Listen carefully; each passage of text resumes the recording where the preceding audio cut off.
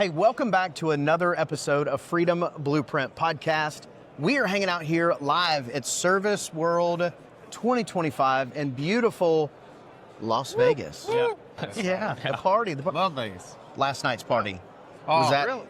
Was that awesome? It was awesome, yeah. Epic. Yeah. If So- you weren't there, you missed out. Yeah, that was. And listen, we brought the house down. Like when we say we closed it down, they're permanently closed.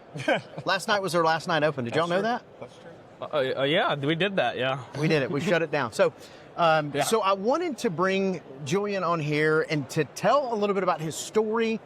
I want to tell a little bit how these guys met, because I when you told me the other day, it was crazy. And Julian and I met 2 days ago at a hike. So we were like, hey, everybody, let's go hiking. Tom flaked. You know, it's I had fine. to sleep in. I had to get my rest. Yeah, My beauty rest. that's fine. Julian came out and we got to talking and learning a little bit about your story. Yeah. And so I wanted to have him on the podcast. I wanted Tom to be here because I always like Tom to be here. So real quick, Tom, I know you've been on the show before, so people probably know who you are, but give us a quick intro. Yeah, sure, Justin. Yeah, Tom Peregrino was a contractor for 21 years. Sold my business back in 2021. Was a member of Alliance, and then had the opportunity to work for Service Nation. Work up within the organization to have the opportunity to lead the organization for a short period. President. El Presidente. And then once I had that experience, I'm like, okay, I want to go back to being an entrepreneur. Yeah. And so now I still get to help Service Nation. That's why I'm Yep. wearing the shirt still. Now I consult for Service Nation, help them behind the scenes, help them at this event, and do all the other things that I like to do as Yeah. well. But really, I'm only here, Justin, because of this rising star. Yes. Like my star is beginning to fade, and there's like little, it's little sparkles. This Julian is a rising star, guys. Yes. And it's really cool how I don't know if we just bumped into together or if it was meant to be, but it was really, really cool. And so I don't know if you want to tell the story of how we bumped together. Actually, I think it would be cool Well, if before we do that, Yeah. give an intro on yourself real Okay. quick, and then yes, we'll get into that. we'll want to get into that. So my name is Julian. I'm a contractor out of Central Florida. I'm 20 years old. Me and a partner from high school, along with my father, who's the license holder, run an HVAC and plumbing company. We primarily service Tampa and St. Pete. I graduated on a Friday in 2023, and I started working on a Monday in Orlando. I remember the first day we rolled out a line set, 100 foot, and I stepped on the entire thing, and it was kinked the entire way. They had to throw. I didn't know anything about AC other than that a thermostat went cold when you put it to cold. So after 8 months, or it was supposed to. After 8 months, I quit. We bought a van. And I started just rolling out maintenances with, we got really lucky with one customer. They had 10 properties. So that was just enough to pay our very little overhead and get everything rolling. After we got everything rolling, we met a guy on Facebook. We were doing some work and my partner was able to leave because he would work with me at the company. Yeah. He was able to leave, work with me, and we were making so much money that summer. We bought another vehicle, and then winter hit, which you can read all you want about a slow season. Yeah. You won't learn until it hits you. There's nothing I can say. Like if somebody said, "What can I tell you?" I just be ready. I just go to the gym. I don't know. Get ready. Get ready to call because it's gonna suck. So yeah, we've been in business for about 1 year and 8 months now. I've been in the field for about 3 total years, and I don't know. I'm just happy. I've met a lot of people. I've been very lucky with my father. He started as just a bottom of the barrel plumber, which no disrespect to anyone. Grew his way up after 30 years with the same company. Nice. And now he's the service director of a $70 million company. And when he was with them, I don't even think, they weren't doing over anything of near that. So he's been with them forever. He's in a position where he can now help. My older brother has an electrical company. I have my company, and he's just like doing exactly what a dad should do. Yeah, he's helping us out, and we're all gonna. Yeah, it's awesome. So I want to think about that. So I started my entrepreneurial journey pretty young as well, and it was I can remember there being those challenges of being young. Yeah. Right. And what's funny, and Tom will probably attest to this. You get to where you're the young guy in the room, and then all of a sudden, one day, you're not. Very weird feeling. Yeah, time. So I want to highlight this too, right? In a in an era where we talk about employee problems and nobody wants to work, and this next generation is, all this negative things that we hear. Here you are as a 20-year-old, doing it. Yeah, I mean it's amazing. It's definitely real about my generation, but I feel like I don't know. I guess just people need to find what they like to do. Absolutely. And a lot of what people like to do are comfortable things. So streaming, YouTube, this and that. So they grow up seeing that. HVAC, being in an attic all day sucks. You don't want to do that. So that's not shiny. That's not bright. That's not cool. I think there was a statistic where like over 70 or 80% of young children want to be YouTubers. Sure. Because that's so cool and that's what they idolize and that's what they see. My star is. Thankfully, me, I never really was into any of that. I grew up and you see it is actually a lot of work. Yeah, and I grew up like going to side jobs with my dad and watching my dad work all the time, and like that was just so normal. Like everyone in our family working is just normal. That's so normal. My mom stayed at home all the time. My dad was always working.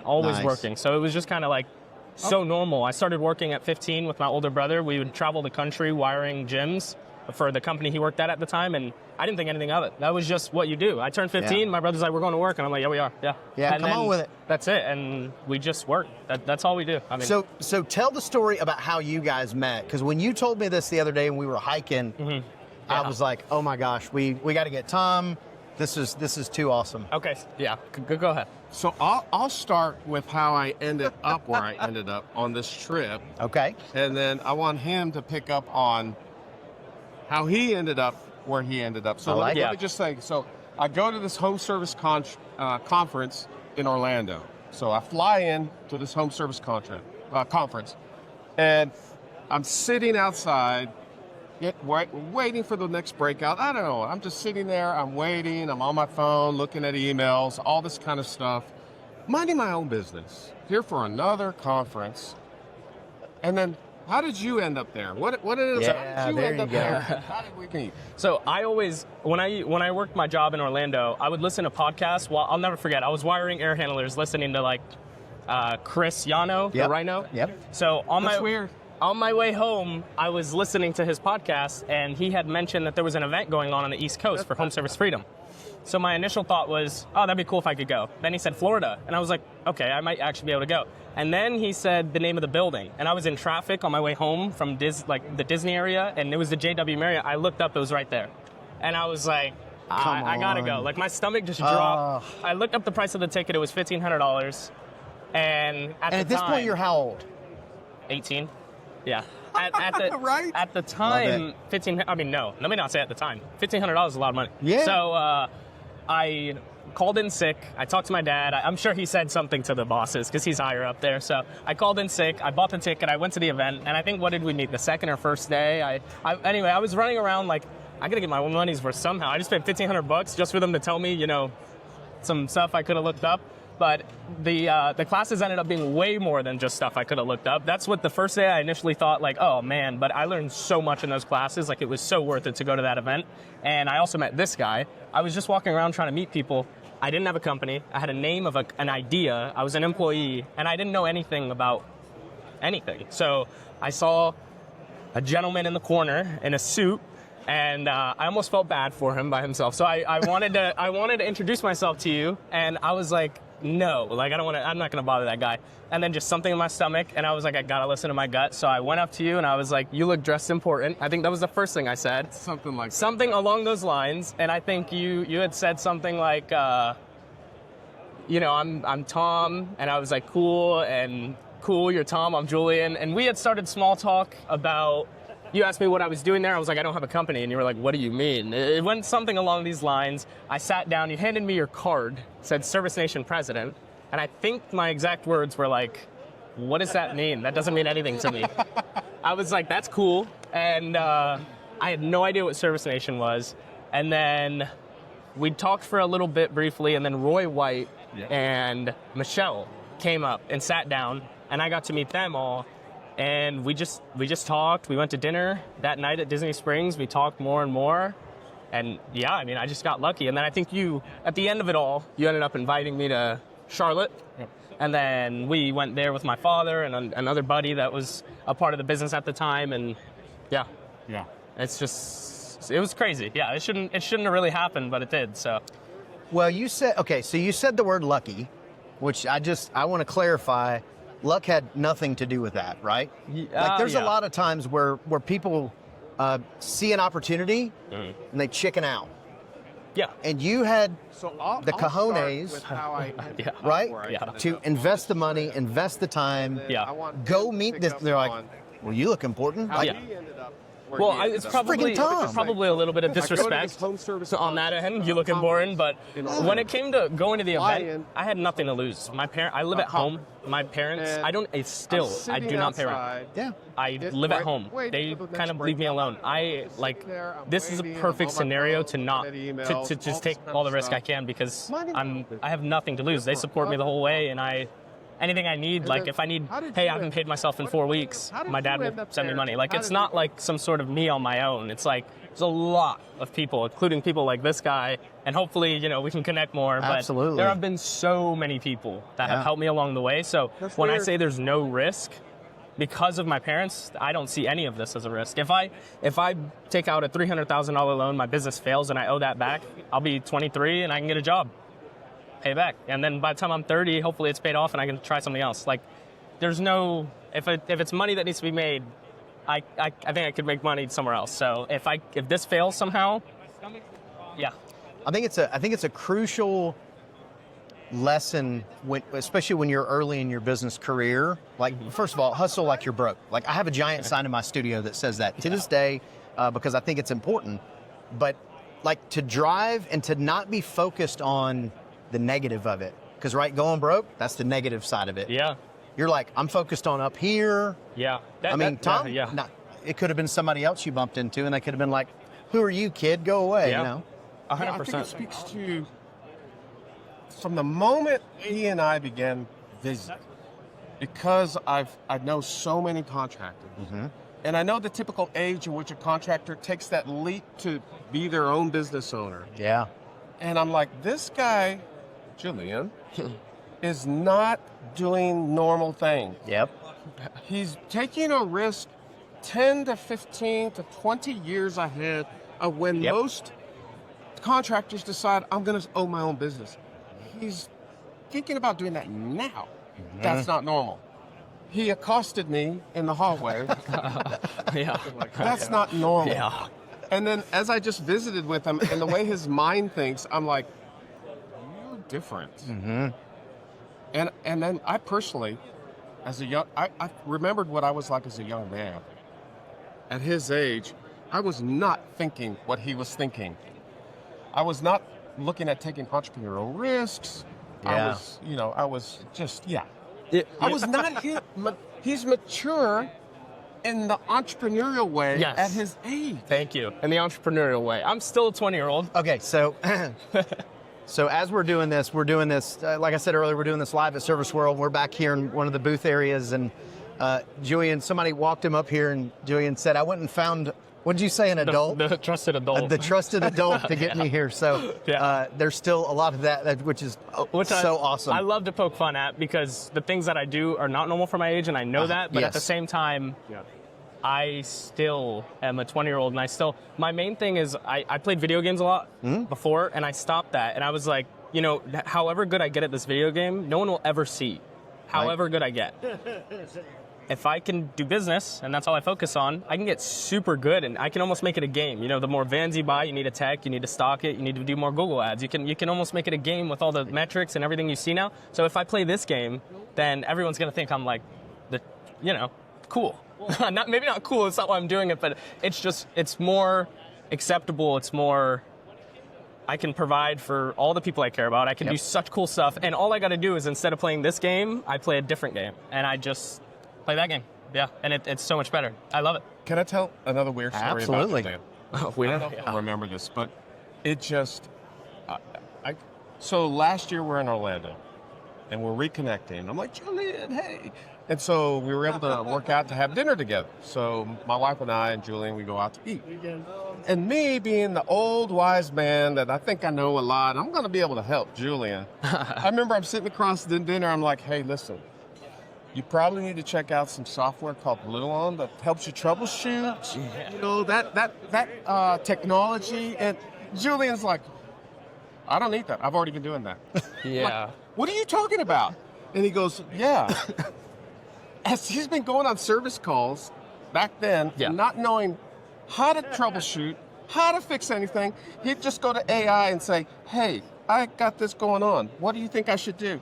He was already using AI to help do his service calls. Yeah. And I'm like, okay, I'm gonna watch the magic happen. For sure. I mean, I use AI, not as much anymore because I've been doing it for a good amount of time now. But my partner in AI, my physical partner, not my AI partner, Caleb. I can call that guy for anything, and he's like an AI. He's like a Bluon. He'll get me my issue, and if he can't get it from me, we're on the phone looking it up, and we get it. So having AI, having a good partner, having my parents, the whole support thing is the reason why it's no risk to me, and I can just keep doing my thing. And I'm like, this guy. I was probably, so I was trying to think, when Chris and I started our first home service business, I think I was 21 or 22, somewhere in that range. Oh, okay, yeah. Wow. And we were alone. Like, seriously, I mean, there were so many times where I was like, I think this entrepreneurial thing, I think it's a lie. I think everybody is lying. Nobody's actually making money because our revenue, we were way up here, and then at the end of the month, I'm like, and then as I just, what do you mean we can't pay the mortgage? Like, what are you talking about? Yeah. I'm like, I was 5 years into running this business before I even figured out there was groups like this. I think, well, first of all, we cannot wait to watch this happen, right? I really and truly cannot. And you're doing it in just the absolute right way, and it's so untraditional. It's inspiring. That's what it is. I'm excited. I'm not excited for the hundreds, probably thousands of more attics and crawl spaces, but I will just, that's part of it. In order to be in the positions that you guys are in, you got to put in the work, and I've put in a good amount of work so far, but I know that there's so much more to do. And I mean, even if I put the next 5 years in and then it hits and then I start doing it, I'll be 25. But I think in the next 2 to 3, hopefully by the time I'm 23, we have a good team, we've got everything running, because my issue now is time in the day. I have to, which my partner helps tremendously with stuff like this. Yeah. Whatever I need him to get done, he'll always get done. But when it comes to estimating, I have to do my processes, my price book. I have to run out to 2 hours away to a general contracting job we took and bid, and the GC's mad, so now we have to do it over and over, and we have to go back and do certain stuff, and the bills aren't getting paid because we're not getting paid by the GCs. And then I got my friends wanting to hang out on Saturday, and it's like, oh, yeah. So figuring it all out is very annoying, but thank God I don't have a kid, a wife, a girl. As much as I would love a girlfriend, I'm steering far away from all of that because I don't have time for anyone. I just have time for me. And it's kind of selfish too, because I'll have my grandparents send me things to do, and I'll feel bad because they'll send me, hey, can you help me with this on Saturday? And I'm like, I'm sorry, I got this, or I got this. So it's definitely a sacrifice where you have to focus on yourself for long, but I hope that if everything goes well and I'm able to get it all done, that I can go on vacation with my grandparents and we don't have to look at any other bills, Very cool. Be cool like that. So I'm, yeah, I remember I'm sitting across the trying to, I don't know, just trying to do the right thing and get it done.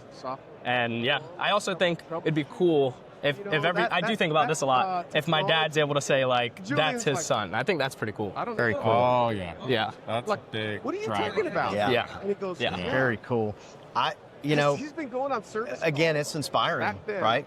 And you're in this position where so much of the world is talking about your generation, which I think this happens aren't they always that generation? I remember when I was a young Gen Xer, and they were like, you guys are lazy. Yeah. What's the magic happening? The world shifted, right? And think of how fast the next generation is going to adopt technology to grow.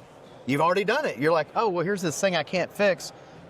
AI, problem solving, boom. Yeah. Because, running a business, how much of that is just on the fly problem solving? A lot. You're just like, well, I don't know. And so Yeah. Speaking of technology, so when I bumped into him at the conference, a couple of days ago, he's like, hey, check this out. What are you wearing right now? What is going on? I've got my Meta Ray-Bans on, the smart AI glasses. Yeah. Well, These have been around for a little bit. They've been updating them, and they've gotten pretty good. They just came out with one that has, well, we're not running an ad for them, but they're pretty cool. You can talk to them, and I've actually used it before to, you can say, hey, Meta, what am I looking at? And it'll take a picture of whatever you're looking at, and it'll tell you what you're looking at. And I've had it before. I think my father used it for a plumbing fitting. Hey, Meta, what am I looking at? You're looking at a fitting, blah, blah, blah. Where are these at? And I believe it did tell him, like, the Lowe's 10 minutes away, you can get it, just through the glasses. And it said they have them in stock. Like, it was just with the glasses. So it's insane. And actually, there was a leak in a customer's coil. I was in their attic, like 2 months back, and I had to hold the flashlight and spray my bubbles, and I used this to record so I can show the bubble, the fizzing, so I had proof, hey, here's your leak, and I just used my glasses.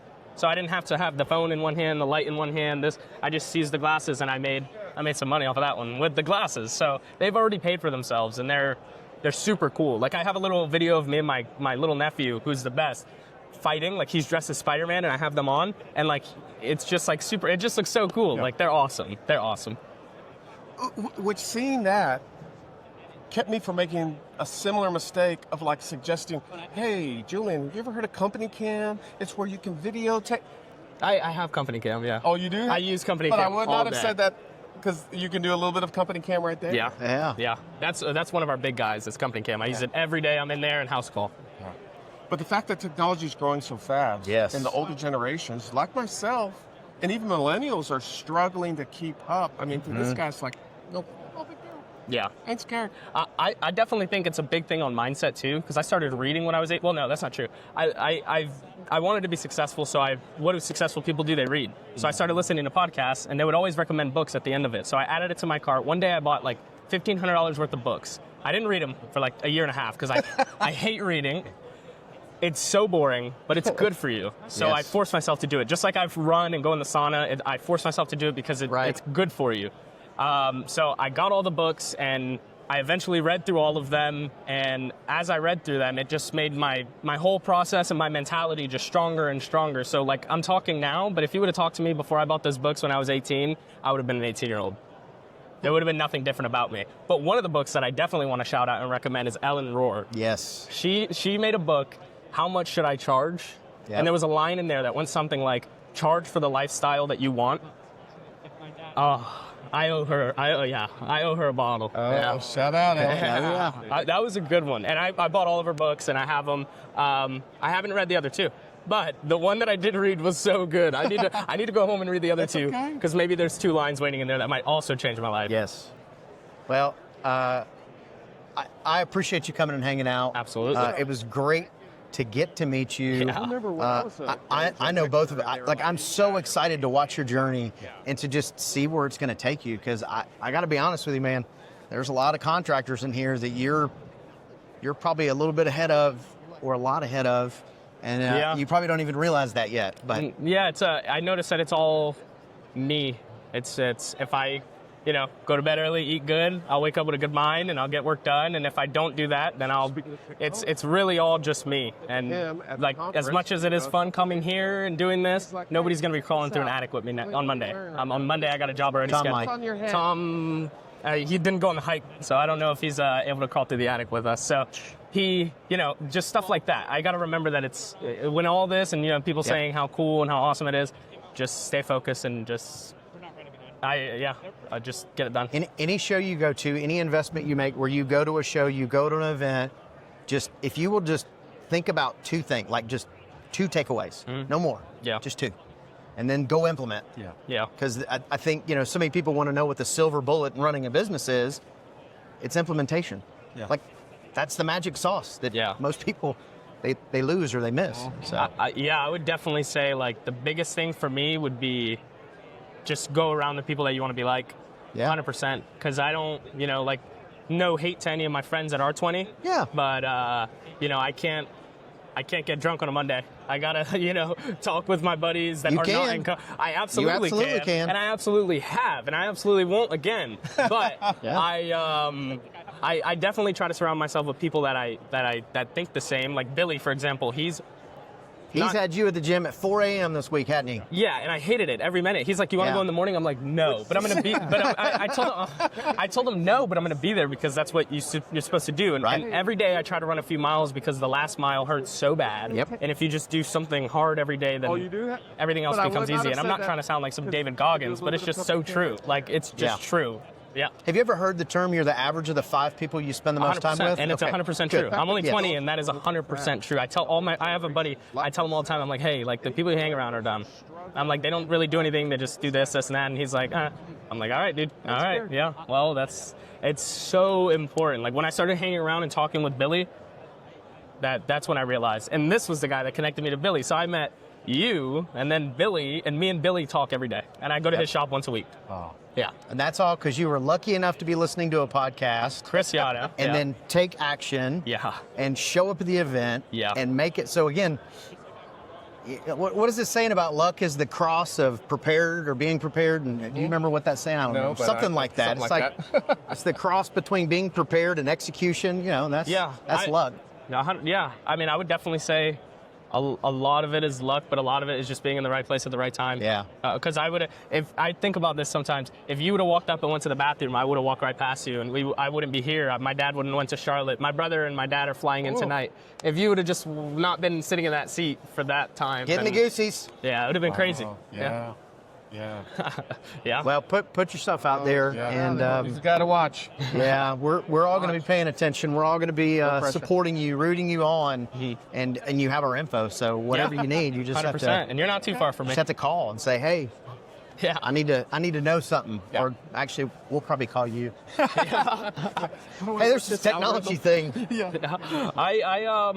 I've got some buddies that are wizards when it comes to the technology stuff. Like with the AI stuff for me, I seem like a wizard, but it's not as complicated. But I know some people that are light years away from me that I could even, talk to and hook people up with, because the stuff that I'm doing with the AI is scraping the bottom. The stuff like making ads and things like that, the stuff that some people I see are doing, it's insane. It's so much more than anything I do, anything I could do. It's huge.